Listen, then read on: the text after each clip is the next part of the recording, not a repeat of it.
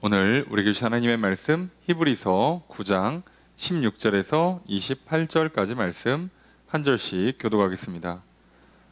유언은 유언한 자가 죽어야 되나니 유언은 그 사람이 죽은 후에야 유효한즉 유언한 자가 살아있는 동안에는 효력이 없느니라. 이러므로 첫 언약도 피 없이 세운 것이 아니니 모세가 율법대로 모든 계명을 온 백성에게 말한 후에 송아지와 염소의 피 및 물과 붉은 양 털과 오슬초를 취하여 그 두루마리와 온 백성에게 뿌리며 이르되 이는 하나님이 너희에게 명하신 언약의 피라 하고 또한 이와 같이 피를 장막과 섬기는 일에 쓰는 모든 그릇에 뿌렸느니라. 율법을 따라 거의 모든 물건이 피로써 정결하게 되나니 피 흘림이 없은즉 사함이 없느니라. 그러므로 하늘에 있는 것들의 모형은 이런 것들로서 정결하게 할 필요가 있었으나 하늘에 있는 그것들은 이런 것들보다 더 좋은 제물로 할지니라. 그리스도께서는 참 것의 그림자인 손으로 만든 성소에 들어가지 아니하시고 바로 그 하늘에 들어가사 이제 우리를 위하여 하나님 앞에 나타나시고 대제사장이 해마다 다른 것에 비로소 성소에 들어가는 것 같이 자주 자기를 드리려고 아니하실지니 그리하면 그가 세상을 창조한 때부터 자주 고난을 받았어야 할 것이로되 이제 자기를 단번에 제물로 드려 죄를 없이 하시려고 세상 끝에 나타나셨느니라. 한 번 죽는 것은 사람에게 정해진 것이요 그 후에는 심판이 있으리니. 함께 읽습니다. 이와 같이 그리스도도 많은 사람의 죄를 담당하시려고 단번에 들이신 바 되셨고 구원에 이르게 하기 위하여 죄와 상관없이 자기를 바라는 자들에게 두 번째 나타나시리라. 아멘. 할렐루야. 수요일 저녁 주님 전에 나와 말씀을 배우시는 성도님들을 주님의 이름으로 환영합니다. 우리 옆에 있는 분들과 사랑의 교제를 나누겠습니다. 인사합시다. 사랑합니다. 축복합니다. 이 시간 주 앞에 나와 말씀을 배우시는 성도님들에게 주님의 크신 은혜가 함께 있기를 주의 이름으로 축복합니다. 우리 나눠드린 교환 함께 보시면서 오늘 본 말씀 한 절씩 살펴보겠습니다. 먼저 히브리서 9장 16절 말씀 함께 읽습니다. 시작. 유언은 유언한 자가 죽어야 되나니 주어서로가 어떻게 될까요? 유언은 유언은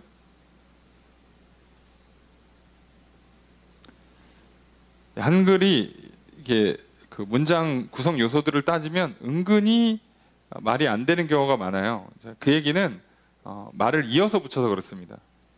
그러니까 끊으면서 우리는 문장을 이렇게 종결을 시키다 보면 이어서 번역했구나 또는 부드럽게 번역하기 위해서 의역을 했구나를 알게 돼요. 그래서 조금 딱딱하지만 원래 뜻을 정확히 파악하기 위해서 이런 부분들을 좀 확인할 필요가 있죠.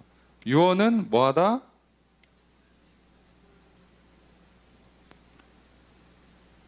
죽어야 된다. 이렇게 할 수가 없잖아요. 그죠?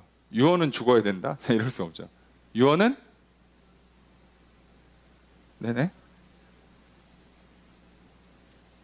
된다.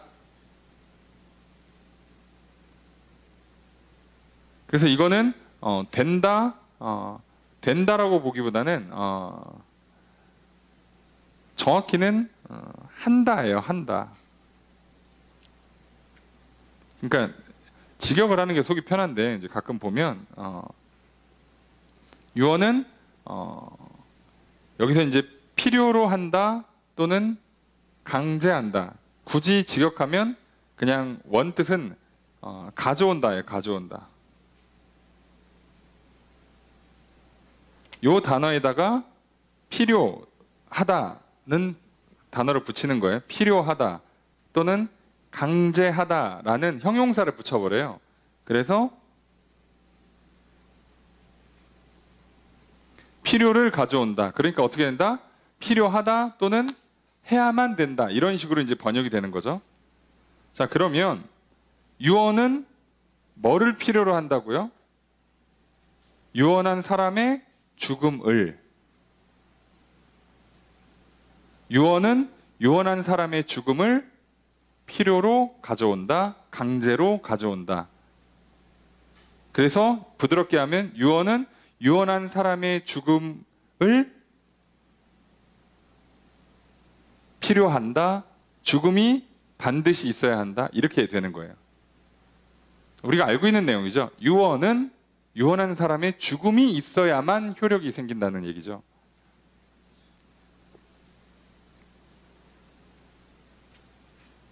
자, 그래서 내용만 이해하시면, 왜냐하면 이 내용이 뒤에 있으니까 이렇게 그냥 부드럽게 넘긴 겁니다. 그래서 다른 번역서들을 읽으면 끊어서 유언은 유언한 자가 죽어야만 된다, 또는 죽음을 반드시 필요로 한다, 이렇게 번역이 되어 있을 거예요. 자, 내용만 이해하시고 17절까지 우선 보겠습니다. 17절 함께 읽습니다. 시작. 그 사람이 죽은 후에야 유언한즉.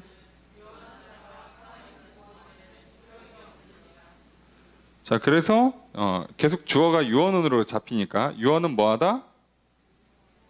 예, 유효하다. 유효하다, 우리는 좀 잘 안 쓰는 표현이죠. 유효하다, 확실하다, 보증한다, 뭐 이런 식의 단어예요. 예. 그래서 법률 용어로 쓰면 합법적이다, 정당하다, 이렇게 번역이 된대요. 유언은 유효하다, 확실하다, 합법적이다, 정당하다. 언제? 유언한 사람이 죽은 뒤에. 말 그대로 유언이죠. 그래서 당연히 반대로 유언한 자가 살아있는 동안은 효력이 없죠. 죽어야만 돼요. 근데 이 유언한 자가 죽으면 어떤 효력이 있냐면, 죽었기 때문에 그 말이 이루어지는 효력, 죽은 뒤에 하라고 했으니까 죽음 뒤에 이루어지는 거라서, 유언은 죽음 이후에 효력도 발생하지만 유언의 특징은 말한 사람이 죽었기 때문에 못 바꿔요. 이런 특징을 갖고 있어요. 그래서 유언이 갖고 있는 그 강제성이 있는 거예요. 유언은 말을 하고 말한 사람이 죽으면 무조건 지켜야 되는 거예요. 바꿀 방법이 없어. 바꿀 방법이 없어요. 그래서 이제 그 재산 분할할 때 아시죠? 예. 부모가 변호사 세워서 공증으로 유언을 남긴 다음에 돌아가시면 자식들이 이제 부모님 아무 말씀 없으셨으니까 그냥 자녀 숫자대로 분배해 주세요라고 했는데, 변호사가 와가지고 이게 유언장입니다 라고 하면 그 유언장의 효력이 더 높아요. 그냥 저기 큰아들이, 아니 아버지가 나 따로 불러서 나한테 다 주라고 했어, 이건 효과가 없고, 기록으로 해서 도장을 찍어서 남겨놓으면, 이제 변호사가 공증을 서서 남겨놓으면 걔가 가장 효력이 높습니다. 유언이 무서운 게 이거거든요. 유언이. 그러니까 유언은 특징상 살아있을 땐 효력이 없고 죽어야만 효력이 발생하는데, 죽고 나서는 못 바꾼다는 일이 생기는 거죠. 아니, 그러면 갑자기 우리 여러분 기억을 잘 떠올려 보시면, 지난주에 히브리서 9장 1절부터 15절까지 잘 봤어요. 예. 자, 거기서 이제 새 언약의 중보자, 대제사장이 되셨어요, 예수님께서. 근데 갑자기 왜 유언 얘기를 나오냐 이거죠. 유언은 왜 나오는 거지? 그동안은 예수님이 대제사장이 되신 거에 집중을 했다면, 이제 예수님께서 새 언약의 대제사장이 되셨다면, 대제사장에다 강조를 줬다면, 이제 새 언약의 대제사장 중에 언약에다가 강조를 넣는 거예요. 이 언약이 얼마나 확실한 언약인가, 얼마나 좋은 언약인가를 놓는 겁니다. 그동안은 언약의 내용을 알려줬잖아요. 하나님과 이스라엘 사이의 백성이 계약을 어떻게 맺고, 자, 이제 하나님께서는 예수를 중재자로 만들어서 이 예수의 피를 받아서 씻고, 예수의 이름을 불러서 하나님을 찾고, 손잡고 나오면 내가 다 받아줄게, 다 용납해줄게, 만나줄게 라고 했던 언약이 새 언약이잖아요. 그러니까 언약의 내용만 봤어, 우린 내용만. 근데 이 언약이 얼마나 확실한 언약인가를 안 살펴본 거예요, 잘 보면. 그래서 이거를 지금 점검하고 넘어갑니다. 이렇게 디테일하게 따져야 되나 싶을 정도로 다 따지고 있어요. 왜요? 그만큼 지금 히브리 그리스도인들, 유대 그리스도인들이 이 새 언약의 대제사장이 되시는 예수 그리스도를 향한 믿음이 약해져 있어요. 그러니까 모세를 통해서 주어진 옛 언약으로 돌아가고 싶은 거예요. 그렇죠. 우리도 뭔가 누군가로부터 약속을 받고 그 약속을 믿고 막 달려가다가 그 약속이 안 이루어질 것 같아. 생각보다 시간이 너무 오래 걸려. 생각보다 너무 힘들어. 그럼 무슨 생각이 들겠어요? 이거 약속이고 뭐고? 아유, 그냥 옛날에 그냥 적당히 먹고 사는 게 좋다. 아이고, 내가 무슨 대단한 부귀영화를 누리겠다고 이 짓을 하나. 이런 마음이 드는 거예요. 사람이 믿음이 흔들리면. 우리도 똑같아요. 믿음이 흔들리면 돌아가고 싶죠. 여러분, 다윗이 사울 왕으로부터 도망다니다가 믿음이 흔들렸을 때 무슨 생각이 들겠어요? 아유, 왕이고 뭐고 장수고 뭐고 그냥 시골 동네에 들어가서 조용히 양이나 치며 살면 속 편하겠다, 이 생각이 들겠죠. 사람이니까. 언제? 믿음이 약해졌을 때. 하나님이 나를 왕으로 세우시고 하나님이 사울 뒤에 나를 왕으로 세우시며 내 왕권을 영원히 넣어주시겠다는 그 약속이 흔들리지 않으면 지금 내가 도저히 왕이 될 가능성이 전혀 없어요. 현재 왕은 살아있지. 그 왕은 나를 잡아 죽이겠다 그러지. 그럼 나는 무슨 세력이 있는 것도 아니지. 뭐 반란을 일으킬 수도 없지. 그런데 사울 왕을 죽일 수 있는 기회가 와도 하나님의 기름 부으신 자라서 직접 죽이지도 못하지. 어떻게 하라는 거야 나는? 그럼 나는 언제 왕이 돼? 아무리 계산해도 왕이 될 것 같지가 않죠. 눈으로 볼 때는 왕이 될 가능성이 점점점 제로에 가까워지죠. 그럼 무슨 생각이 들겠어요? 아유, 그냥 양이나 치고 조용히 살걸. 굶어 죽진 않을 텐데, 이렇게 도망은 안 다닐 텐데. 그 생각이 막 절로 들 때 다윗은 스스로한테 뭐라 그럽니까? 낙심하지 말라고. 하나님을 바라보라고. 그 얘기는 뭐예요? 하나님이 널 불렀어, 널 택했어, 너에게 기름 부었어, 널 왕으로 세우실 거야. 그분이 약속했으니까 그분이 이루실 거야. 그러니까 너는 절대 포기하지 말고 따라만 가. 그럼 다윗이 왕이 되는 비결은 뭐예요? 지금 믿고 기다리는 거예요. 할 게 없어, 할 게. 굳이 따지면 잘 도망 다니는 거. 대단한 능력이죠. 훌륭한 능력입니다. 왕의 군대로부터 잘 도망 다니는 것도 대단한 능력인데, 우리가 생각할 때 대단한 능력이지만 문제는 이걸로 어떻게 왕이 되냐 이거죠. 도망 잘 다니고 왕이 되는 경우가 어디 있습니까? 그렇죠. 여러분, 오늘도 마찬가지예요. 우리 하나님의 약속이 있어요. 우리의 죄를 용서해 주시고 구원해 주셔서 우리를 하나님의 나라 천국에 들어가게 하시는 것뿐만 아니라 이 땅에서 생육번성 충만하고 정복 다스리고 번성하는 인생, 그죠? 왕 노릇하는 인생, 존귀한 인생, 빛나는 인생이 되게 만들어 주신대요. 그럼 나는 뭘 해야 돼? 그 약속이 이루어질 때까지 기다려야 돼요. 그럼 기다리면서 뭐해? 그냥 집에서 잠잘 수는 없으니까 기다리면서 뭐해요? 남들이 하는 거랑 똑같은 걸 해요. 아침에 일어나면 밥 먹고, 학교 가고, 일하러 가고, 사람 만나고, 예? 운동하고, 때 되면 자고.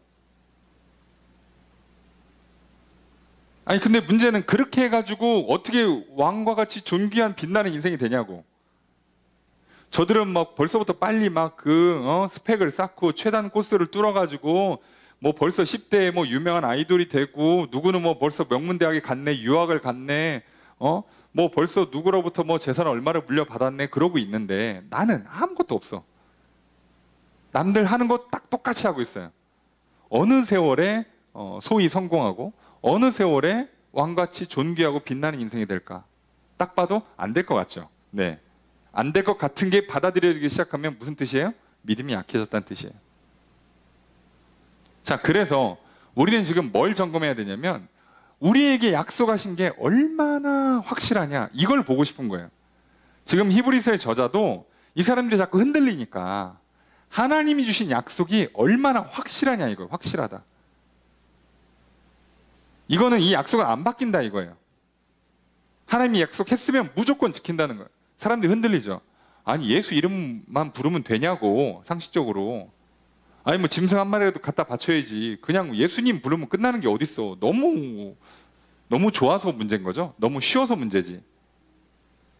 하는 거 같지가 않은 거야.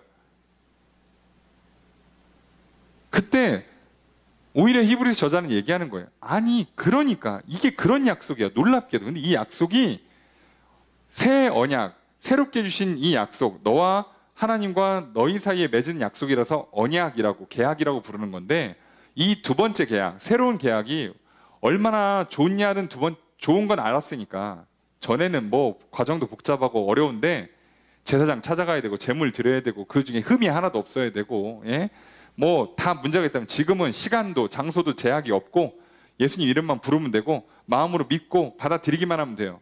자, 그런데 우리 입장에서는 이게 확실해? 라고 했을 때 확실하다를 증명하고 싶은 거예요. 그래서 놀랍게도요, 지금 유언이라고 번역하고 있는 이 단어에서 힌트를 얻은 거예요. 이 단어에서. 이 유언이라고 말하는 이 단어가, 그 언약이라고 하는 단어와 같은 번역을 쓰고 있어요. 사실 말이 좋아서 그렇지, 유언도 내가 죽기 전에 자녀들한테 맺은 계약과 같은 거죠. 따지고 보면, 굳이 따지면 같은 단어를 썼어요, 실제로는. 자, 그래서 원어가 같으니까 원리가 같다 이거예요, 원리가. 자, 그래서 예수님이 유언으로 하신 거예요. 그죠? 이 새 언약을 주시는 것. 그리고 예수님이 돌아가셨어요, 십자가에서. 유언이야, 못 바꿔. 그리고 돌아가셨으니까 확실히 이루어지는 거야. 이 얘기를 하는 겁니다. 그러니까 우리가 믿는 바가 확실하다는 걸 뭘로 보장받냐면 예수님의 죽음으로 보장받는 거예요. 그러니까 우리는요, 이 믿음에 있어서 근거가 나한테 하나도 찾을 게 없어요. 예수님 다 하시는 거야. 그죠? 예수님이 새 언약 주시고, 예수님이 새 언약의 중재자 되시고, 그 일을 하시는 대제사장이 되시고, 거기에는 피를 뿌리는 속죄의 피가 있어야 되는데 예수님이 십자가에서 죽으셔서 피 흘리시고, 또 이 언약이 성립되려면 죽음의 계약, 유언의 효과가 있어야 되는데 예수님이 피 흘린 김에 죽으시고, 그런데 예수님은 또 영원한 생명을 약속하셨기 때문에 죽고 끝나면 안 돼요. 부활도 하셔야 돼. 부활도 하시고, 부활하고 여기서 계속 계시면 또 안 돼요. 그래서 하늘로 올라가시고, 다 하신 거예요, 다. 그래서 예수님이 알아서 본인이 약속하고 본인이 실행하고 본인이 증명을 다 하는 거예요. 우리는 뭐만 하면 된다고? 그래서 받아들이기만, 믿기만 하면 되는 거예요. 그래서 히브리서가 믿음을 얘기하는 겁니다. 뭘 믿는가 얘기를 10장까지 해놓고 믿으세요를 11장부터 하는 거죠. 그럼 오늘 우리들의 인생에서 문제가 뭘 것 같습니까? 안 믿어서예요. 그만큼 잘 안 받아들여요. 근데 받아들일 수 없을 만큼 좋은 거, 완벽한 거, 영원한 거를 지금 확실하게 보장해주고 있잖아. 전에 첫 번째 언약, 옛 언약, 구약은 불완전하고 모형이고 실제가 아니고 유한하고 영원하지도 않아요. 자, 그런 거를에 비하면 지금 이거는 실체고 영원한 거고 확실하게 보장해 주는 거고. 자, 그러니까 이걸 왜 못 받아들이냐 이거죠. 그러면 이제부터는 문제가 이제 어떻게 되는 거예요? 예수님께서 못 믿을 걸 믿으라고 한 게 아니고 하나님께서 믿기 어려운 걸 우리한테 던진 게 아니에요. 그러니까 믿음의 문제는요, 어려운 게 아닌 거예요. 자꾸 많은 사람들은 어렵다고 얘기를 해요. 믿는 거 너무 어려워요. 아, 사람들 다 저렇게 사는데 어떻게 믿어요? 믿는 게 어려운 게 아니라고요. 안 믿으니까 어렵게 더 다가오는 거예요. 저도 개인적으로 경험을 해보면, 제가 이제 운동신경이 없는 편이니까, 뭘 이렇게 누가 뭘 가르쳐 줘요. 몸을 쓰는 걸, 꼭 운동이 아니더라도 기본적인 자세라든가 뭘 가르쳐 주면요, 못 알아듣겠어요. 이렇게 하면 된다는데 잘 안 돼요. 어려워. 그래서 안 된다라고 얘기하면 저쪽에서 뭐라고 그래요? 된다고 얘기를 해요. 그래서 어떻게 해서 하라는 대로 계속 몇 번을 해보다 보면 어느 순간 돼요. 그죠? 사람 몸은 다 되게 돼 있으니까 되는 거예요. 단지 운동신경이 안 좋으니까 조금 남들보다 오래 걸렸을 뿐이죠. 돼요. 되고 나면 이제 제가 그 가르쳐준 분한테 뭐라고 그랬어요? 되네요. 그분이 쉽죠? 아, 되고 나니까 쉽네요. 이렇게 되는 거예요. 그러니까 된 사람들은 다 쉬워요. 놀랍죠? 안 된 사람 다 어렵습니다. 공부 잘하는 애들한테 가서 물어보세요. 이 문제 어렵냐고. 다 쉽다고 그러지. 아, 이번 시험 왜 이렇게 쉽게 나왔나 몰라. 넌 쉽냐? 난 다 틀렸는데. 그렇죠. 똑같죠. 돈 잘 버는 사람한테 물어보세요. 돈 버는 거 쉽다고 그러지. 운동 잘하시는 분들한테 물어보세요. 야, 공을 어떻게 그렇게 던져? 공을 어떻게 그렇게 차? 뭐라 그래? 차면 가던데. 쉽지. 내가 어려운 거죠. 그런데 이게 몸을 쓰는 거면 선천적인 부분이 있으니까 제약이 있지만, 신체적인 특성이 있어요. 제약이 있지만, 믿음의 영역은요, 영혼의 문제란 말이에요. 따지고 보면. 게다가 우리 영을 직접 변화시키는 건 내 역할도 아니에요. 그건 하나님이 하시고, 뭐만 하면 돼? 나는 심지어 생각과 마음만 움직여주면 돼요. 내 쪽에 살 거. 그냥 받아들이는 거. 자, 이거는요, 하면 쉬워요. 믿으면 쉬워요. 그래서 히브리서 뒤에 나올 겁니다. 믿으면 안다, 믿으면 된다. 예.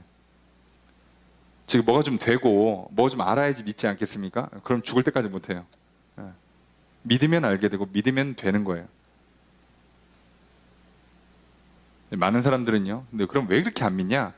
다른 걸 믿어서 그래요. 내 생각대로 하면 될 것이다. 내 생각이 더 좋다라는 교만, 내가 하고 싶은 걸 하겠다는 고집, 의지, 내 기분대로 따라가겠다는 그 감정의 충동들, 대로 해도 괜찮다, 된다고 믿는 거예요. 그래서 그런 거죠. 선생님이 하는 말, 코치가 하는 말, 의사 선생님이 하는 말 어려워서 안 듣습니까? 아니요. 안 믿는 거예요. 아이고, 선생님 그렇게 얘기해도 어려서부터 공부 열심히 해야 돼, 운동 규칙적으로 해야 돼, 해도 안 해도 안 죽어. 자, 이러니까 우리가 딴짓하는 거죠. 예? 아침 꼭 챙겨 먹어. 저기 뭐야, 골고루 먹어야 돼. 그 몸에 안 좋은 거는 웬만하면 먹지 말고. 우리가 그 말을 왜 안 들어요? 아침 먹는 게 그렇게 힘들어서. 예? 저기 뭐 그 음식을 도대체 뭐 끊을 수 없는 무슨 중독 현상이라서 아니라 안 믿는 거예요. 그거 안 해도 건강한데, 살만한데. 의사 선생님이 절대로 술 담배 하시면 안 됩니다. 아니면 그거 뭐 하시면 안 돼요. 뭐는 드시면 안 돼요. 해도 뭐라고요? 뭐 의사 선생님 원래 다 그렇게 얘기하는 거고. 내가 한번 먹어봤는데 안 죽는데? 설마 한 번에 죽겠습니까? 그게 쌓이면 나중에 감당할 수 없는 상태가 되는 거지. 그런 거예요. 자, 이걸 잘 보세요. 그래서 그 얘기만 할 겁니다. 오늘 본문은. 18절 함께 읽습니다. 시작. 저것으로 어떻게 될까요? 그죠? 첫 언약은 세우지 않았다. 그죠? 세우지 않았다예요. 세운 것이 아니다. 이렇게 해도 되고, 뭐뭐가 아니다, 기다 이렇게 해도 되지만 세우지 않았다예요. 세우지 않았다. 피 없이는.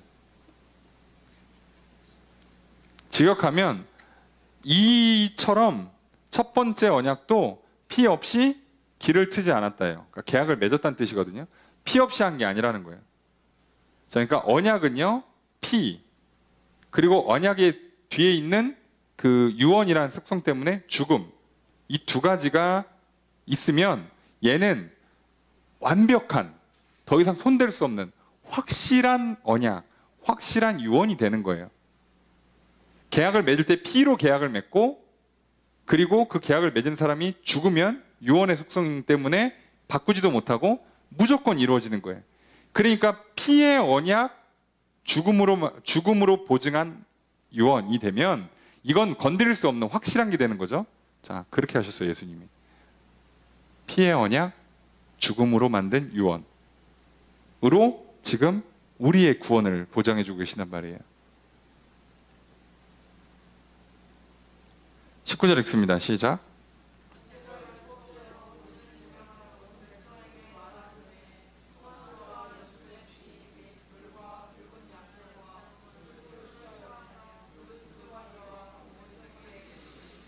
저것으로 어떻게 될까요? 모세가 말했다, 취했다, 뿌렸다예요. 자, 모세가 어떻게 했냐?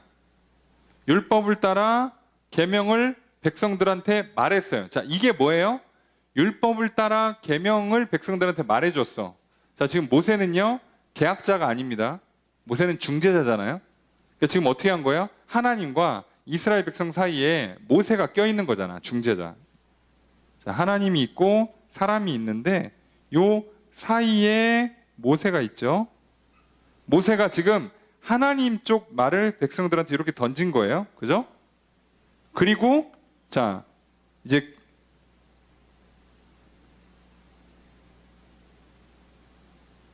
계약 언약 내용을 말로 읽어주고 나서 자, 백성들은 그 계약을 따라서 무엇을 해서 하나님과 계약을 맺었죠? 여기 이렇게 보면 피를 뿌렸어요. 근데 이때는 무슨 피? 짐승의 피 뿌렸어요. 지금 계약을 맺을 때 피가 없이 안 된, 피를 통해서 됐단 말이에요. 누구는 죽었다고.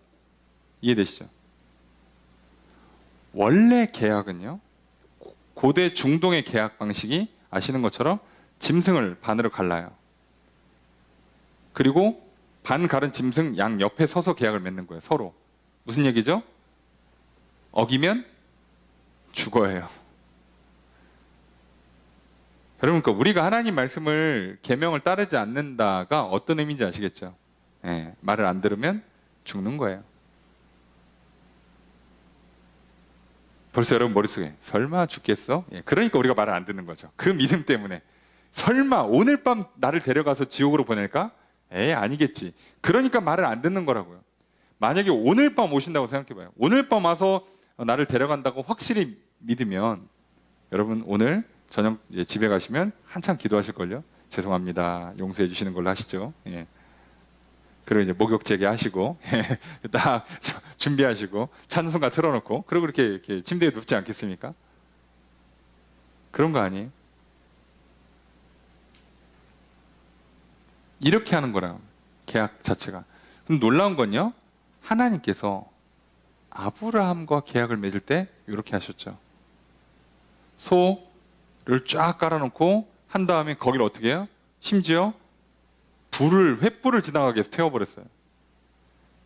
하나님은 실제로 나타나지 못하시니까 하나님께서 이 계약을 성립한다는 거에 대한 증거, 표징으로서 불이 그 가운데를 가르는 걸로 해요.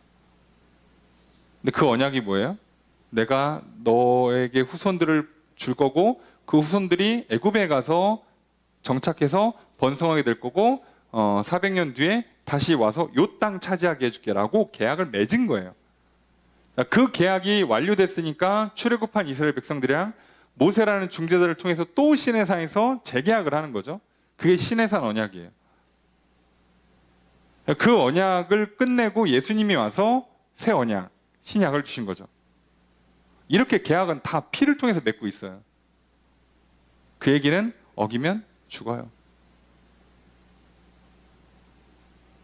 그러니까 산다는 생각을 하시면 안 돼요. 계약을 어겨놓고. 우리가 살 수 있는 건 뭐예요? 예수님의 피로 씻고 하나님 앞에 섰기 때문에 사는 거지. 그럼 하나님이 살려준다고 약속을 했으니까. 근데 기본적으로는 계약을 어기면 죽는 게 맞아요. 그러니까 우리는 지금 피의 계약을 맺어놓고 예수님의 피 덕에 살고 있는 거예요. 완전 공짜인 거예요. 이렇게나 저렇게나 다 공짜예요. 우리는 하는 게 하나도 없죠. 그 은혜를 주셨어. 근데 이걸 버려? 그럼 히브리서 저자가 얼마나 어이가 없겠어요. 이걸 버려? 이 좋은 걸? 여러분, 이 좋은 걸 버리지 마십시오. 예. 어떻게 더 좋은 걸 줄 수가 없어요. 이보다 더 확실하게 줄 수가 없어요. 뭐 의심을 하시는 건 뭐 사람이니까 의심이 드는 건 어쩔 수 없는데 한번 히브리서를 보시고 우리가 쭉 공부하고 있으니까 어떻게 더 확실하게 보증을 해주는지를 한번 여러분이 생각해 보신 다음에 있으면 한번 찾아보세요. 이보다 더 확실하게 보증해 줄 수가 있나? 없습니다. 제가 볼 때. 더 어떻게 줘야 되는데. 그럼 이제부터는요, 믿으시면 돼요. 아, 예수님 나를 위해 죽으셨구나. 예수님께서 나를 부르시는구나. 나를 하나님 앞으로 데려가는구나. 나를 구원해 주시고 나를 자녀 삼으시고 나에게 복 주시는구나. 믿습니다. 끝. 뭘 자꾸 따질 게 없잖아요. 그런데요, 혹시 설마 뭐 이런 거 넣지 마세요. 예, 그죠? 그럴 게 없는 거죠. 그냥 그걸로 끝인 거예요. 예. 그러니까 나에게는 지금 어차피 하나님께서 예수 그리스도를 통해서 모든 사람들과 맺은 이 언약 때문에 내가 하나님 말씀대로 안 살면, 다시 예수를 믿고 예수 그리스도의 말씀대로 안 살면 어차피 다 죽어요. 계약 파기라서. 그런데 그 살 길은 또 누가 만들었어? 예수님 만드셨어요. 그러니까 우리에게 유일한 길이에요, 예수님이. 다른 길이 없어요. 그럼 여기서 산다가 단순히 생명만 유지하는 게 아니라, 천국만 얘기하는 게 아니라 이 땅에 살면서 생명, 생육 번성 충만하고 정복 다스리는 것. 그래서 결과적으로 자유롭고 평안하고 행복하고, 그래서 번성하는 인생, 존귀한 인생 되는 것. 그걸 토탈해서 이걸 받을 수 있는 유일한 길도 예수님 안에만 있어요. 자꾸 다른 데 있다고 믿으시는 분들이 꽤 많아요. 심지어 교회를 다니시면서 예수를 믿는다 말하시면서도 성공의 길은 딴 데 있대. 행복한 길은 다른 데 있대. 예수님은 천국용이야, 천국용. 아니면 보험이야. 내 인생에 심각한 문제가 생겼을 때 마지막 보험. 그렇게 하시면 안 됩니다. 우리에겐 길이 이제 아예 하나밖에 없어요. 모든 인간한테는 예수 그리스도라는 길밖에 없어요. 다른 길이 없습니다. 구원뿐만 아니라 인생의 모든 문제에 있어서 예수 그리스도 외에 다른 길이 없는 거예요. 이걸 그냥 믿으십시오. 혹시 궁금해하실까 봐 굳이 설명을 더 드리면, 아까 보험 들고 산 사람이 있을 수 있다고 그랬잖아요. 성경에 있어요, 이런 인간이. 이러신 분이. 전국 가서 만나면 또 그러니까. 자, 그러신 분이 있죠. 대표적으로 이렇게 산 게 구약에 나오는 야곱이 이렇게 삽니다. 하나님 말을 거의 안 들어요. 거의. 하라는 걸 한 적이 없어요. 자, 그런데 심지어 약속도 자기가 해놓고 안 지켜. 저기 아시죠? 베델에서 천사가 오르락 내리락 하면서, 오이구 여기가 하나님의 집이었구나, 베델이구만, 하나님 저 돌아오게 해주시면, 무사히 돌아오게 해주시면 여기다가 제단을 쌓고 하나님의 집을 짓겠습니다 해놓고 안 와요. 글로 안 가. 돌아왔는데 안 가. 뭐 그런 식이에요. 자, 그래서 야곱의 인생이 어떻게 되는지 아시죠? 살아남기 위해서 가는 데마다 사기쳐야 되고요. 가는 데마다, 뭐 죄송한 표현입니다만, 사건 사고가 일어나요. 그래서 하나님께서 자기가 사랑하는 두 번째 부인은 보내고, 결혼할 때 사기당해가지고 7년, 14년에 토탈 20년을 개고생하고, 돌아올 때 전쟁 날 뻔하고, 돌아오니까 형이 또 죽이려고 그러고, 하나님이 막아주느라고 그거 하느라고 우리를 치면은 허벅지 뼈가 부러져서 평생 절어요. 평생. 그러고도 정신 못 차려가지고 베델로 안 가고 세겜으로 갔다가 딸은 강간당하고, 형들이 그 지역 복수한다고 살인사건 나고, 그래서 또 거기서 있으면 안 되니까 또 도망 나오고, 인생이 평생 그래요. 그리고 와서 이제 아버지 있는 쪽으로 와서 정착 하나 했더니, 이제 그 자기가 사랑했던 아내의 딸이었던 요셉을 그렇게 편애해가지고, 요셉 하나님께서 일찌감치 떨어뜨려서 죽은 줄로 알고 살았죠, 평생. 그러니까 야곱의 일생에 정말 고생 많이 하고, 자기가 원하는 걸 얻었다가 다 뺏겨요. 자기가 사랑하는 여인 얻었다가 뺏기고, 사랑하는 아들 얻었다가 뺏기고, 그 엄청난 재산 절반 형한테 날렸죠. 뺏기고. 사치하고 장식품 했던 거 세겜에서 사고 난 다음에 하나님께 용서를 구하려고 다 장식품 땅에다 묻어버려요. 그 명품, 그 금은보화 다 버려요. 다 얻고 다 뺏겨요. 나중에 애굽에 가서 바로왕한테 뭐라 그래요?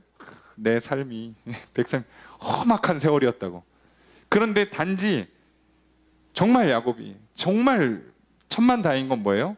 그 마지막 순간 하나님의 그 구원의 손길을 잡아요. 그래서 죽진 않아요. 딱 이겁니다. 자, 설문조사에서 한국 사람들이 가장 좋아하는 인물에서 항상 다윗과 1, 2위를 다투는 게 야곱이에요. 놀랍게도. 왜 그런지는 잘 모르겠는데 자꾸 이렇게 씨름해서 이기고 싶은가 봐. 우리나라 사람들은 열심히 기도하면 하나님이 봐주시는 걸로 생각을 하는 것 같아요. 좋아한다는데 기억하셔야 돼요. 그렇게 살면 피곤한 인생이 됩니다. 다행히 지옥은 안 가실 수 있어요. 굉장히 피곤한 인생이 되실 거예요.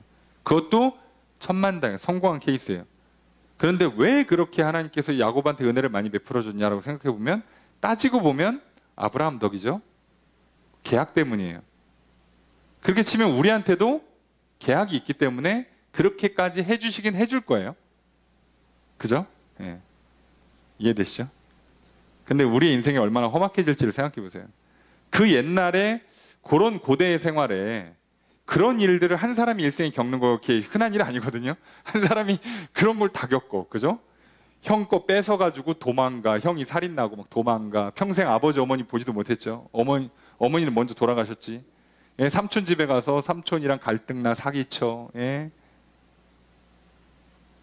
그 삼촌은 착취하고 나는 살아남겠다고 했는데 하나님 또 복 주셔갖고 이렇게 양떼 늘어나니까 이러다가 이제 문제 생겼다가 도망 나갈 때, 그죠? 또 부인이 사고 쳐가지고 또 쫓아와. 또 하나님께서 부인은 죽여 일찍. 야, 인간이 어떻게 이렇게 살 수 있나 싶은데 그런 인생이 있어요, 실제로. 우리 주변에도 야곱과 같은 인생을 사는 분들이 있겠죠, 분명히. 물론 하나님께서 은혜를 베푸셔서 포기하지 않으면 마지막에 돌아와요. 그래도 믿음의 가문을 만들 거예요. 본인의 삶이 고달파서 그렇지. 그러면 굳이 우리에게는 요셉과 같은 길을 갈 필요가 없잖아요. 야곱처럼 갈 필요가 없는 거죠. 우리는 다윗과 같은 좋은, 그래도 그나마 괜찮은 모델이 있고, 바울과 같이 이렇게 훌륭한 모델이 있고, 예수님이라는 완벽한 모델이 있고, 좋은 길이 있는데 왜 굳이? 자, 이것만 기억하세요. 다른 길이 아예 없어요. 계약을 맺은 이상, 예수님이 온 인류를 향해서 대속 제물이 되신 이상 이제 이 계약을 피할 인간은 없어요. 적당히 어떻게 되겠지 생각하시면 안 돼요. 20절 읽습니다. 시작.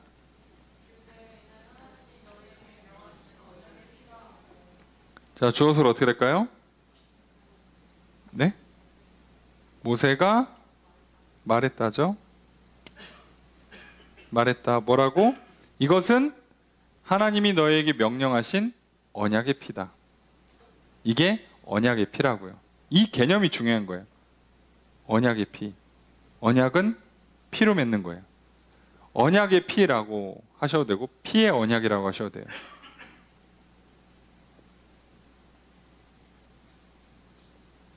자, 그래서 피로 언약을 맺어놓고 그 피를 뿌려요. 그죠? 뿌리면서 이 얘기를 했잖아요. 언약을 피로 맺고 그 피를 뿌려요. 하나님과 이스라엘 백성 사이에 계약이 성사될 때 제사 드렸습니다. 그 제사는요, 희생제사에서, 그러니까 소와 양을 죽이는, 피를 흘리는 제사고 그 피로 다 기물에다 지금 뿌린다는 거잖아요.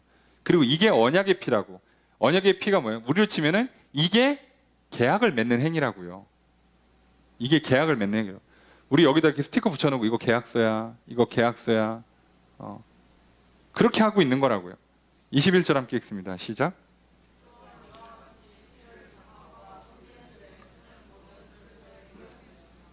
주어서로 어떻게 될까요? 모세가 뿌렸다예요. 뭐를? 피를 뿌려요. 자, 장막, 섬기는 일에 쓰는 그릇 다 뿌려요. 자, 그럼 왜 뿌려요? 그 내용이 나오겠죠? 22절 첫 번째 문장 있습니다. 시작.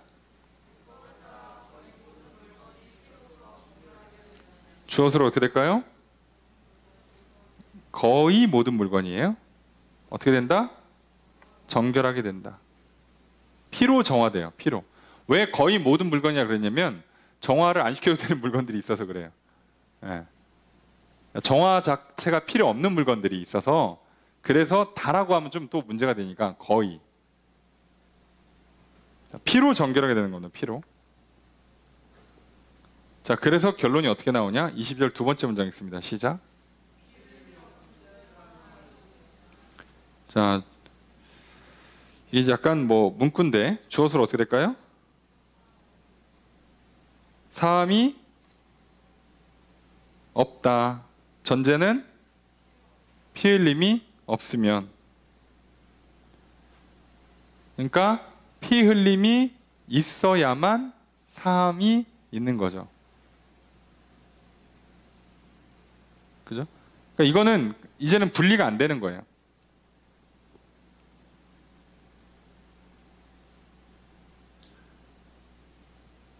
자, 그러니까 피가 갖고 있는, 피가 어떤 일을 효력이 있는 거예요. 자, 계약을 맺을 때, 자, 계약서를 찍는 일종의 도장이 되는 거죠. 그죠? 일종의 도장이 되는 거고, 계약을 맺게 해주는 거고, 그 계약을 따라서 또 뭐를 해주는 거예요? 정화 또는 용서를 해주는 거죠. 계약서 내용을 따라서 피가. 그리고 피 때문에 필연적으로 다가오는, 피를 흘려서 희생제사를 드려야 되니까 여기는 그냥 피 한 방울 흘리는 혈서가 아니에요. 희생제사입니다.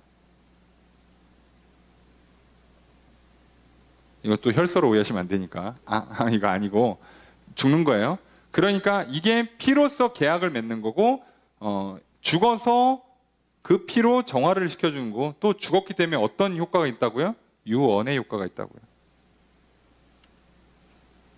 예수님이 이걸 다 해주신 거예요. 우리 쪽에서 한 게 없어. 그러니까 우리 쪽에서 한 게 없어요. 자, 이렇게까지 했는데 안 하면 이제 네가 생각해도 죽어 마땅하지? 자, 이렇게 되는 겁니다. 할 만큼 다 했잖아.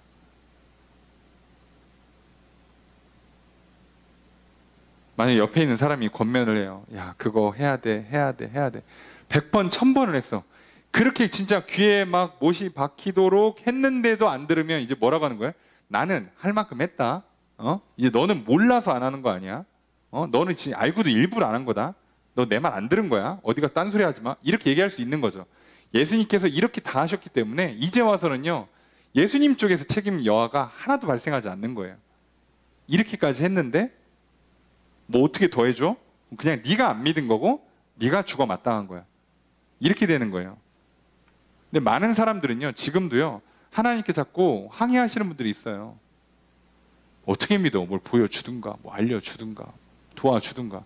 어려서 내가 좀 상황이, 성장 배경이 불우해가지고 마음이 좀 삐딱하다니까, 상처가 있다니까요, 결핍이 있다니까, 트라우마라는 게 있어요. 그래서 내가 믿고 싶어도 의심병이 도지네.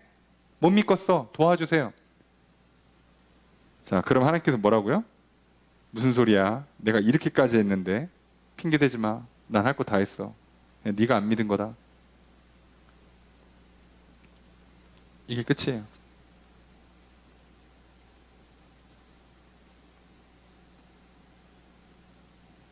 그래서 하시고, 그 다음에 이제 예수님께서, 그러면 예수님은 실제로 어디서 사역하고 계세요? 하늘 성소에서 사역을 하고 계시죠? 그럼 여기서는 이 과정이 똑같이 일어나야 되잖아요. 구약에서 했던 거랑 똑같이 새로운 계약을 맺었으니까 똑같이 원리가 작동해야 돼요. 원형이니까. 어떻게 되는지를 설명할 거예요. 23절의 첫 번째 문장 읽습니다. 시작.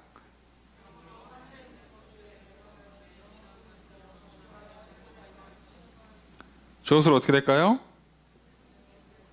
그죠? 모형은이죠. 모형은. 자, 이게 뭐예요? 구약이에요. 구약. 소위 구약. 첫 번째 언약. 예.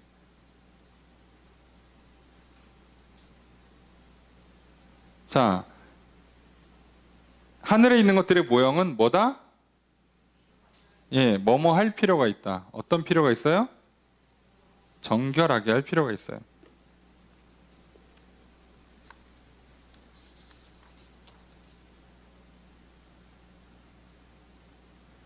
자, 아까 16절에 유언한 자가 죽어야 된다랑 똑같은 표현이에요. 예, 필요가 있다.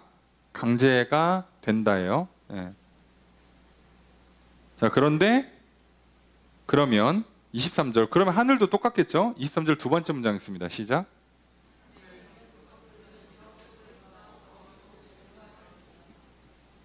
자, 주어서로 어떻게 될까요? 하늘에 있는 것들은 뭐다? 한다. 뭘 해요? 똑같이 정결하게 할 필요가 있죠. 예, 할 필요가 있다. 똑같아요. 원리는 똑같아. 하늘이 원형이고 지금 땅에 있는 게 모형이니까 원형도 똑같아요. 그런데 하늘은 뭘로 해야 돼요? 설마 거기다 소랑 양을 잡을 수는 없잖아. 뭘로 한다고요? 더 좋은 제물로. 더 좋은 제물. 그러니까 이제 우린 대충 이제 눈치챘죠. 이게 뭐라고요? 더 좋은 제물이 예수님 자신이에요.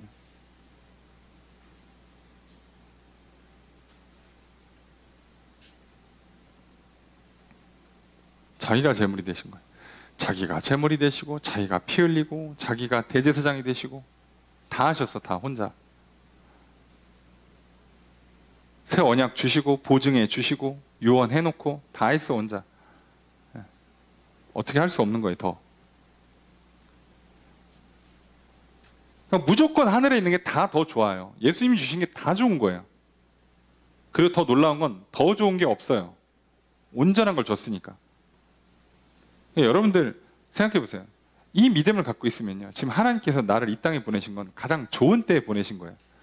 무슨 소리입니까 하나님, 제가 고등학교 다니니까 IMF 오고, 취업하려니까 금융위기 오고, 이제 좀 결혼하고 살만하니까 코로나 오고, 죽으란 얘기입니까? 아니요. 가장 좋은 때 보내주신 거예요. 완벽하게. 나를 이렇게 이 모습으로 지으신 거 완벽하게 만든 거예요.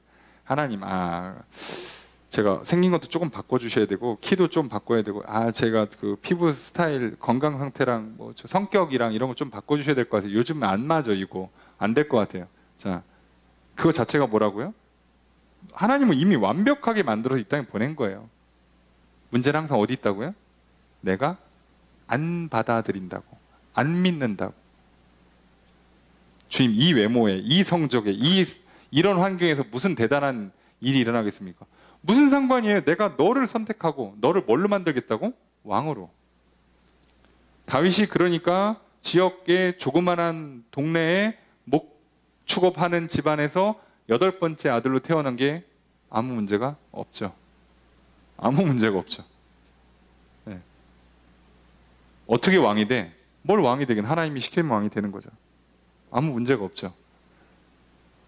근데 누가 문제가 삼아요? 하나님께서 왕으로 삼으려고 했더니 아버지는 다윗은 부르지도 않았어요. 얘는 안 돼. 얘. 너무 어리고 상태가 안 좋아. 물론 뭐 8번째라서 그런 것도 있고, 막내라서 그런 것도 있고, 어려서 그런 것도 있을 거예요. 그 당시에는 무조건 첫째고, 많이 양보해야 둘째예요. 많이 양보해요. 근데 8번째, 나이도 어려? 얘는 아니지. 근데 하나님 뭐라고요? 걔야. 됐잖아, 그럼. 내가 볼 때 내 상황이, 내 형편이, 내 갖고 있는 어떤 능력이나 재능이나, 내 외모나, 내가 갖고 있는 소유물들이나, 이런 것들이 안 된다고 생각하는 건 마치 다윗의 아버지처럼 믿음이 없어서 생기는 문제지, 하나님 문제가 안 돼요. 근데 왕으로 만들어주면 되잖아.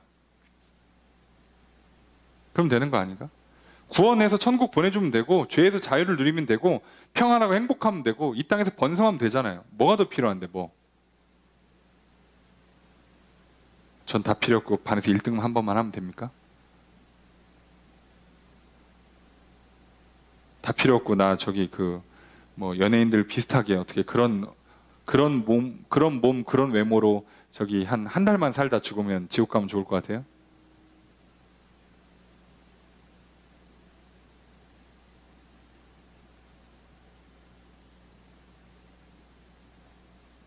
오늘 우리들이 이걸 잘 보셔야 돼요. 얼마나 완벽한 원형을 가지고 우리에게 모형으로 주셨는가를 보시면, 예수 그리스도께서 완벽한 걸 우리에게 주셨고, 또 실제로 우리에게 준 것도 문제가 없어요. 그러면 이 땅에 사는 동안에 물질 세계 갖고 있는 한계는 그냥 그러려니 하세요. 나이 들면 늙는 거고 병들고, 어차피 뭘 해봐야 다 나보다 위에가 있고 밑에가 있고, 그냥 그러려니 하세요. 이거는 어차피 내 영혼은 결국 하늘나라에 가서 완성된 걸 누릴 테니까 이 땅에서는 어쩔 수 없이 이런 문제가 생겨요.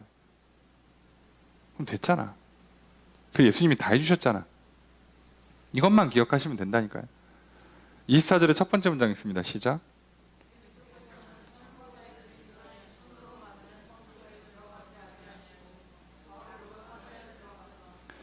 저것을 어떻게 될까요?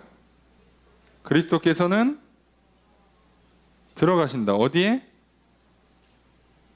네? 하늘에. 잠깐, 하늘에 가셨는데? 네. 번역이 전 좀 이상하다고 생각을 해요. 자, 앞에 보면 참것의 그림자인 손으로 만든 성소에 들어가지 않았다 그랬죠? 그럼 이제 어디에 들어가는 거예요? 그림자인 사람이 손으로 만든 이 땅에 있는 성소 말고 하늘에 있는 성소에 들어간다고 해야 맞죠? 예, 그죠? 그러니까 이거 직역하면 실제로 직역이 어떻게 되냐면 하늘에 있는 그것에 들어간다요. 그것에. 그러니까 그것이 앞에 있는 성소를 받는 대명사니까 하늘에 있는 성소에 들어간다 이렇게 번역해야 되는데 심지어 이거를 앞뒤로 바꿔가지고 바로 그 하늘에 들어간다요.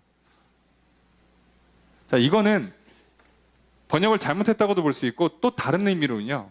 다이렉트로 하나님 앞으로 갔다는 걸 강조하기 위해서 이렇게 번역할 수도 있어요. 근데 저는 문맥상 이건 조금 오해의 소지가 있으니까 하늘에 있는 성소라고 하는 게 좋습니다. 여기에 들어가셨어요. 그럼 예수님이 이 땅에 성소에 들어갈 필요가 없죠.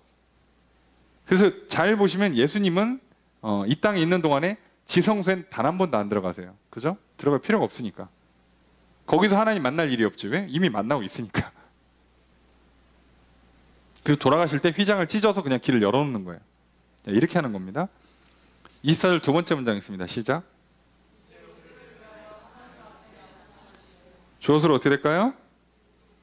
예, 그가가 생략되어 있으니까 그리스도께서 뭐 하신다? 나타나셨다.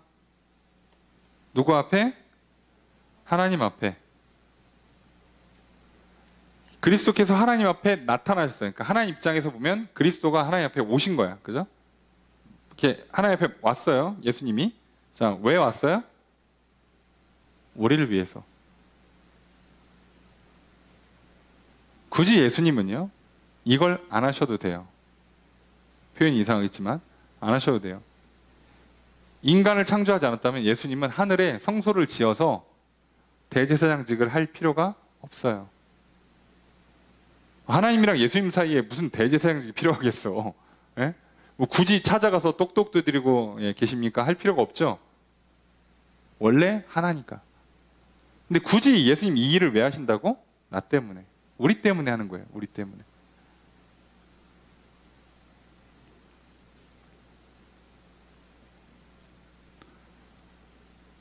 자, 그러니까 이제 구약의 그 율법과 제사법에 관련된 설명을 다 하고 있는 거니까 그렇게 보시면 돼요. 25절 읽습니다. 시작.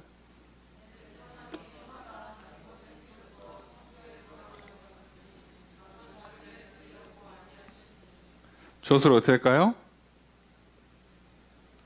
그냥 예수님이에요. 그죠? 그는 뭐 한다? 안 한다예요. 뭘 안 해요? 드리려고 안 해요. 드리려고 안 해. 그죠? 뭐를 드리려고 안 해? 자기를. 근데 오해의 소지가 있으니까 횟수를 설명하죠. 자주. 자주. 반대는 한 번만이에요. 대제사장은 매년 새 제물을 바쳐야 돼요. 희생제사를 드려야 되는데 예수님은 그렇게 안 한다는 얘기예요. 그죠? 만약에 그렇게 하기로 했으면 예수님은 실제로 어떻게 되냐? 26절 첫 번째 문장 있습니다. 시작.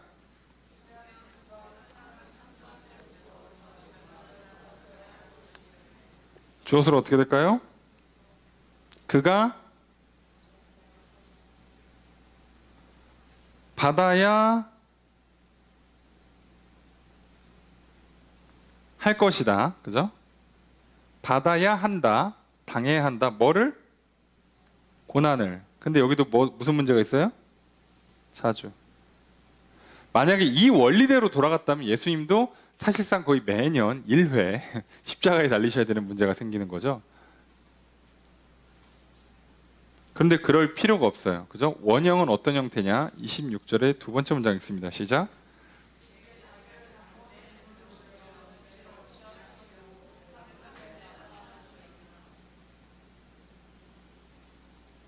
자, 주어서를 어떻게 할까요? 그가 계속 그가죠. 예수님이 어떻게 하셨다? 네? 나타나셨다요. 나타나셨다.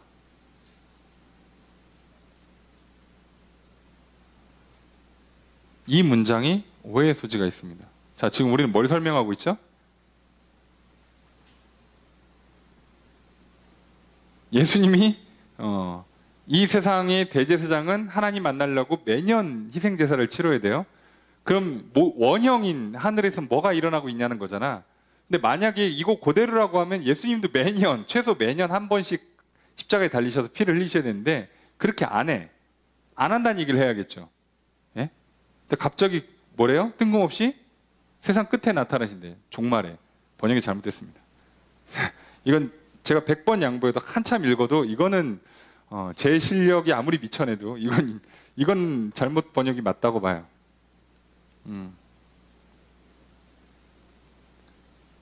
이게 세상 끝에라고 번역한 게요. 이 단어가 무슨 단어냐면 영원하다는 단어예요. 영원히 이란 단어예요. 자, 이거를 뒤에다 넣으면 세상 끝에 영원 마지막이라는 단어로 써서 영원히 나타나신다 그러면 마지막 때에 나타나신다는 번역이 돼요. 근데 그게 아니라 얘를 어디로 보내냐면 실제 원문도 이렇게 안 돼 있거든요. 어떻게 하시냐? 이 영원이라는 단어를 어디다 붙여야 되냐면 죄를 없이 하시려고 앞에다 붙이는 거예요. 이래야 문장이 맞습니다. 그가 자기를 단번에 제물로 드려서 영원히 죄를 없이 하시려고 나타나신 거예요. 하나님 앞에. 이해되십니까? 그래서 이제 예수님은 뭐 할 필요가 없다? 반복적으로 피를 흘릴 필요가 없다. 한 번에 끝냈어요.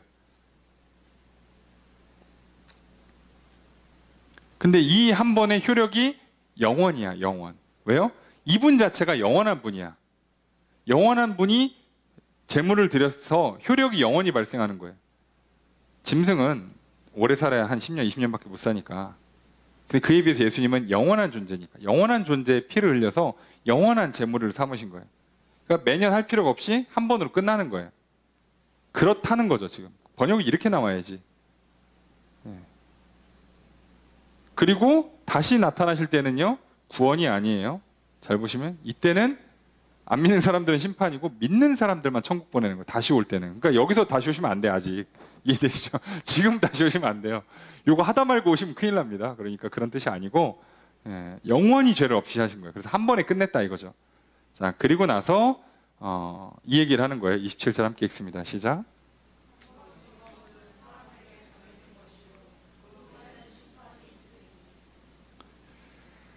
자, 주어서로 어떻게 될까요?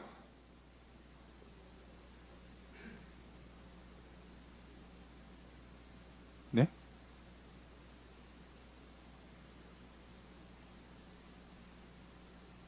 한 번 죽는 것이 주어면 서술어는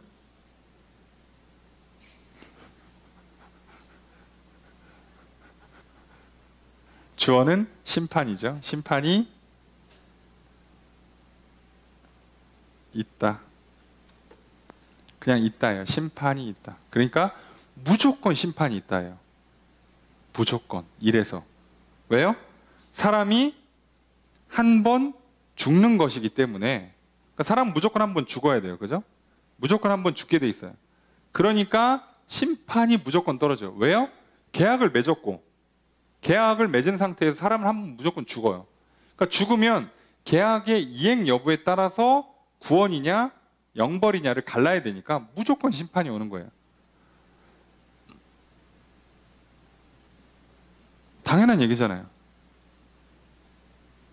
계약서를 썼어.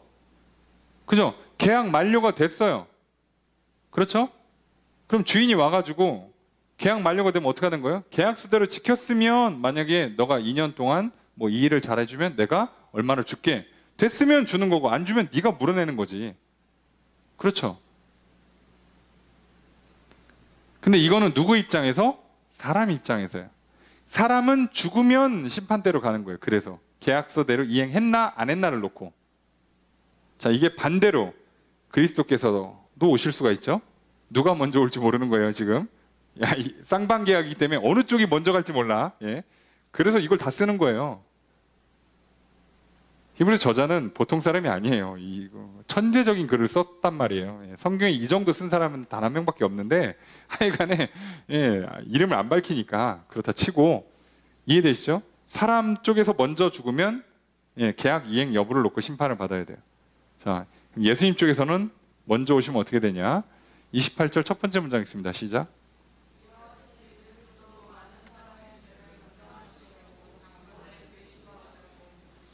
주어서 어떻게 될까요? 예? 그리스도도 바치셨다. 들이신 바 됐다. 그죠?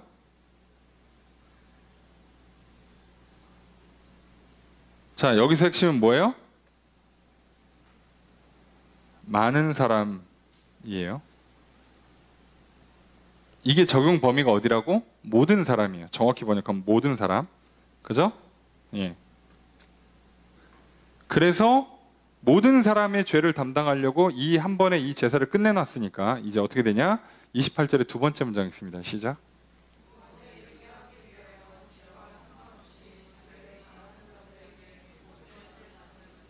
주어서로 어떻게 될까요?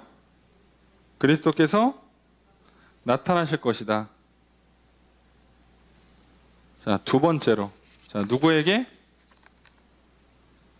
네? 자기를 바라는 사람들에게예요. 에게. 이들을 향해서 나타나신대요. 자, 그러니까 두 번째 오실 때에는 구원을 위해서 오는 게 아니란 말이에요. 이해되세요? 십자가 달리러 오시는 게 아니라고. 두 번째 올 때는 죄의 문제를 풀러 오시는 게 아니라 자기를 바라는, 구원을 바랬던 사람들을 향해서 예수님이 나타나셔. 그럼 이 사람들은 뭐예요? 구원이에요. 근데 예수님을 바라지 않은 사람들, 예수님을 향한 소망이 없는 사람들은 예수님이 나타나시면 심판이 돼요. 이해가 되시죠? 자, 지금 쌍방의 문제가 있죠. 사람이 먼저 죽으면 무조건 한 번 죽는데, 사람은 어떻게 된다고? 계약서 이행 여부를 놓고 심판을 받아야 돼요. 잘했으면 천국, 못했으면 지옥 가는 거죠. 예수님 입장에서도 오세요. 그죠? 예수님도 오세요. 그럼 예수님 입장에서 오시는 건 이제 예수님도 뭐 때문에? 계약 만료로 오시는 거란 말이에요. 이때 오실 때는요, 뭐 십자가 달려서 죄를 용서해주고 두 번째 구원의 길을 열어주고 이런 게 아니라, 오시면 뭐라고? 구원을 바라던, 예수 그리스도를 기대하던, 소망하던 사람들은 구원을 해주는 거고요. 그게 아닌 사람들은 지옥으로 보내는 거예요. 예수님도 오시면 결산이에요. 심판이라고. 그러니까 둘 중에 누가 먼저 올지 몰라. 하여간에 내가 먼저 죽든가 예수님이 오시든가 둘 중에 하나가 일어날 건데, 그럼 무조건 심판이에요. 그 얘기를 하는 겁니다. 경고하는 거죠. 니들 심판 피할 수 있니? 그런데 옛날로 돌아가? 이렇게 좋고 확실하고 완벽하고 영원한 걸 줬는데, 이걸 받았는데 버리고 다시 옛날로 돌아가? 그럼 니네 미안하지만 구원은 없을 거야. 천국 못 가. 이 얘기를 사실 대놓고 안 해서 그렇지 한 거죠. 이렇게까지 했는데 버려? 니들은 못 살아. 그렇잖아요. 만약에 누군가가 아침마다, 그죠? 밥 먹으라고 부모가 밥을 해주고 하면 안 먹고 가고, 해주고 안 먹고 가고, 부모가 1년을 하고 10년을 했어. 야, 이제 부모님도 이제 할 만큼 했지. 이해되십니까? 그럼 이제 부모님이 이제 나이가 들어서 이제 은퇴하시고, 나 이제 쉴란다. 밥하는 것도 힘들다. 그리고서 멈추는 날, 부모님 쪽에서 먼저 멈추면 어떻게 되는 거예요? 그 다음 날부터는 밥 달라고 해도 안 줘요? 이해되시죠? 이제는 더 줄 수가 없는 거죠. 어느 쪽에서 먼저 멈출지 몰라요. 그죠? 근데 그 아침밥을 먹기 전에 내가 먼저 죽으면 영원히 못 먹어요. 아무리 차려줘도. 그러니까 어딘가 먼저 문제가 생길 거예요. 어느 쪽에선가는. 자, 그런데 그때는 결산이 떨어지는 거예요. 이해되십니까?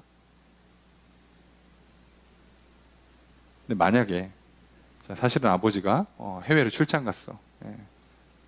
그래서 엄마 말 잘 들었나 이렇게 보는 거죠. 잘 들었으면 벌어온 돈을 떼어가지고 집 한 채 사주려고.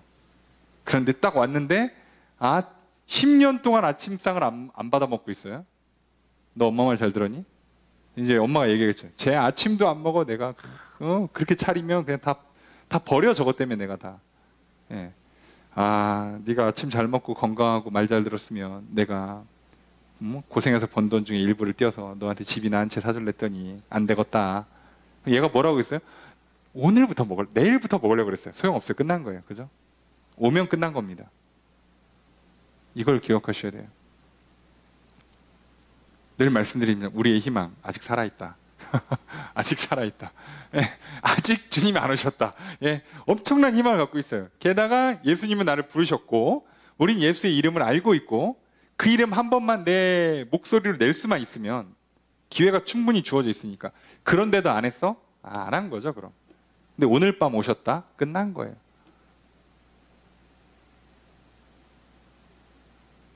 하나님께서 간단한 걸 시키잖아요. 근데 그걸 안 했어. 예? 아침에 일어나서 밥 잘 먹어, 하루 3끼 잘 챙겨 먹어, 운동 좀 해, 공부 좀 해, 일 열심히 해, 숙제 다 해. 예? 그걸 안 했어? 자, 그날 저녁에 오시면 끝난 거죠. 어떻게 안 되는 거예요 그때는. 뭐 이렇게 믿음이 좋으냐고. 우리는 늘 어느 정도 긴장하는 마음을 갖고 있어야죠. 뭐 이렇게 자신 있어요. 오늘 밤일 수 있는데.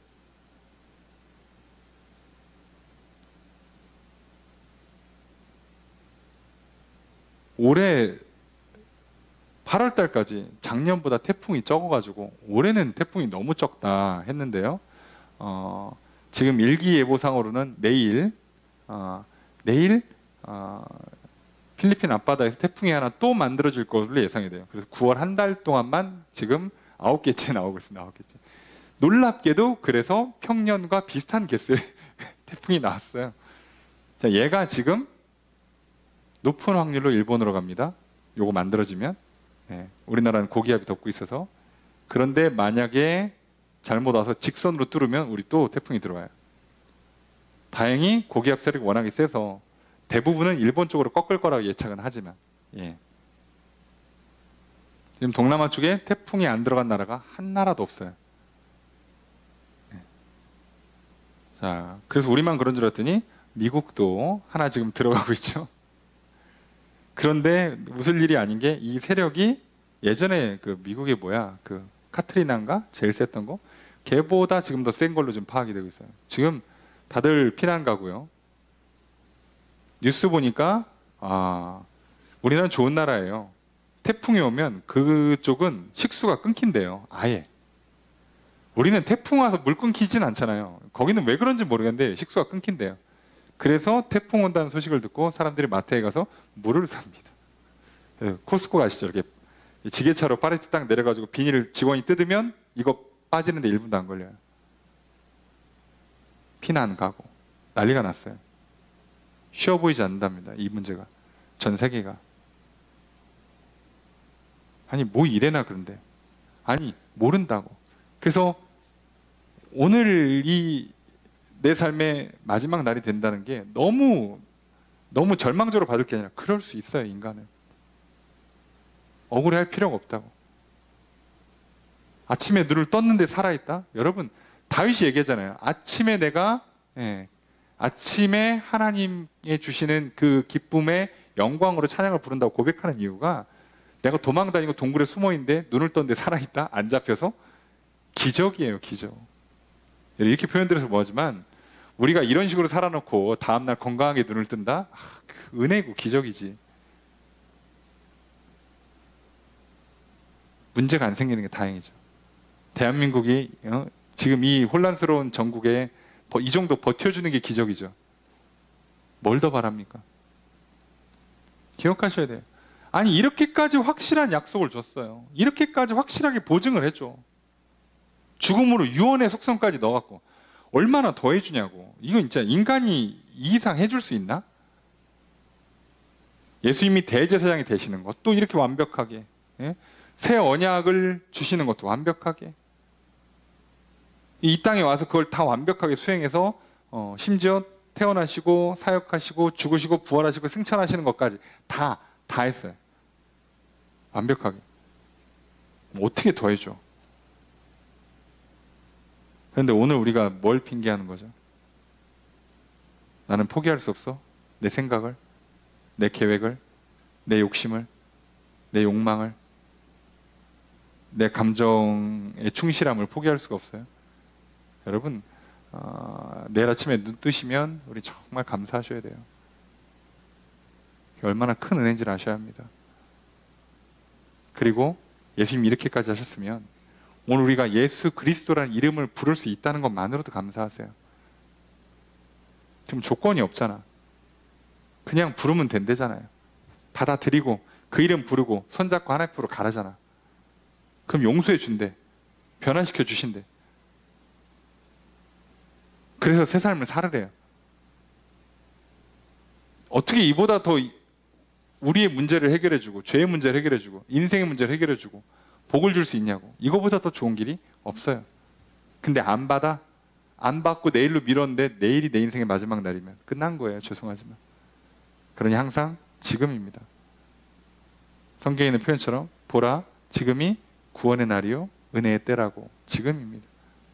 오늘 또 기도하시고 오늘 밤 또 하나님께 감사드리시고 오늘 밤 또 주무시기 전에 예수 그리스도의 이름으로 회개하시고 구원의 은혜를 구하시고 거듭나 새 삶을 살 수 있도록 하나님께 은혜를 계속 구하세요.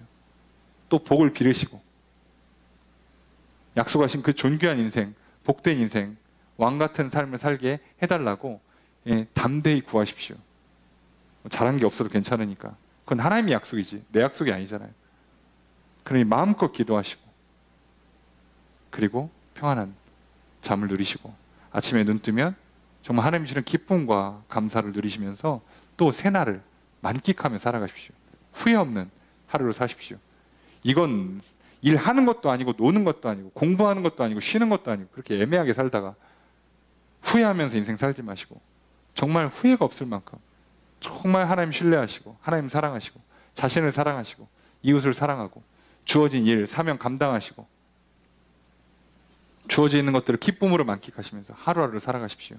그럼 하나님께서 나를 높여주실 것입니다. 나를 구원하시고 나를 존귀한 인생으로 만들어 주실 것입니다.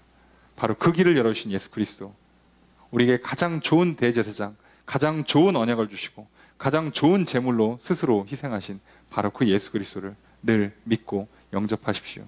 그렇게 살아가시는 말미암아 구원의 은혜가 넘치는 인생, 새 삶을 살아가시는 인생, 복과 기적이 충만한 인생 살아가시는 저 여러분들이 되시기를 주의 이름으로 축복합니다. 말씀을 정리해 보겠습니다. 히브리서 저자는 9장 전반부에 예수 그리스도가 새 언약을 따라 드린 예배에 대제사장이 되셨음을 말하였습니다. 9장 후반부에서는 예수 그리스도가 맺은 새 언약의 실체와 효력을 설명합니다. 저자는 옛 언약은 실체도 아니고 완전한 것도 아니고 영원한 것도 아니라고 말합니다. 옛 언약의 실체가 바로 새 언약입니다. 그런데 언약은 피로 맺는 것입니다. 옛 언약은 짐승의 피를 통해 맺은 언약입니다. 새 언약은 그리스도의 피를 통해 맺은 피의 언약입니다. 대제사장인 그리스도의 피로 맺은 새 언약은 그 어떤 것에 의해서도 취소가 될 수 없는 확실한 효력을 갖고 있습니다. 저자는 헬라어 디아테케를 언약뿐만 아니라 유언으로 번역하여 유언이 갖고 있는 의미를 통해 그리스도의 언약이 확실하다고 입증합니다. 유언은 아무에게 의해서도 취소될 수 없는 결정입니다. 다만 유언은 유언한 자가 죽어야 효력이 발휘됩니다. 그리스도께서 새 언약을 맺으실 뿐만 아니라 죽으심으로 유언이 분명한 효력을 발휘하게 만드셨습니다. 이처럼 예수님은 자신의 피로 언약을 맺으시고 자신의 피로 언약을 확실하게 만들어 주셨습니다. 예수 그리스도께서는 자신을 제물로 삼아 예배 드리셨습니다.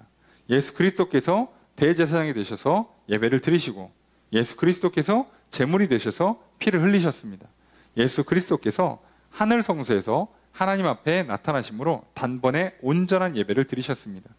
이제 그리스도께서 다시 자신을 제물로 삼지 않으셔도 됩니다. 그리스도께서 온전한 대제사장, 온전한 언약, 온전한 제물을 이루사 온전한 구원의 길을 열어주셨습니다. 이제 우리는 예수 그리스도를 믿어야 합니다. 그리스도를 믿음으로 새 언약을 맺게 됩니다. 하나님께서 나의 죄를 씻어주시고 나를 의롭다 하시고 나를 다시 태어나 새로운 존재로 살아가게 하십니다. 이 구원의 은혜를 받아 누립시다. 이 은혜를 거절하지 맙시다. 믿음이 약해져 과거로 돌아가지 맙시다. 모형이며 온전하지 못하며 영원하지 못하는 것에 속거나 유혹에 빠지지 맙시다. 오직 예수 그리스도만 믿읍시다. 그분만이 길이요 진리요 생명이라고 직접 말씀하셨습니다. 그걸 믿고 나아가셔서 구원을 누리시고 생명을 얻으시고 그 생명의 풍성한 복을 누리며 살아가시는 인생 되셔서 정말 늘 자유롭고 평안하고 만족하며 그리고 존귀하고 빛나는 인생 살아가시기를 주의 이름으로 축복합니다.